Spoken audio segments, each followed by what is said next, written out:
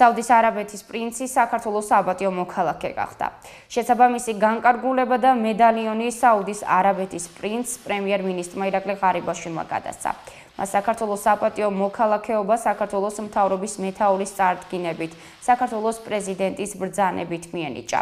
ირაკლი ღარიბაშვილი საპატიო სტუმარს მთავრობის ადმინისტრაციაში ჯერ პირისპირ, შემდეგ კი გაფართოვებულ ფორმატში შეხვდა. მხარეებმა შეხვედრისას აღნიშნეს, რომ ბოლო პერიოდში ქვეყნებს შორის ორმხრივად სასარგებლო ურთიერთობები ვითარდება, თუმცა პოტენციალი გაცილებით დიდია.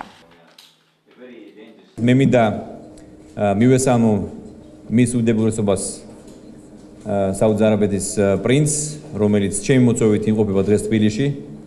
ჩვენთვის არის ძალიან დიდი პატივი.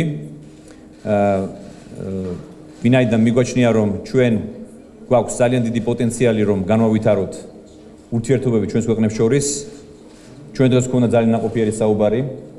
ჩვენ ვიმსჯელეთ იმ პოტენციალზე, რომელიც არსებობს ჩვენს ქვეყანაში და მიგვაჩნია, რომ ჩვენ უნდა განვავითაროთ, უნდა განვამტკიცოთ ჩვენი ურთიერთობები.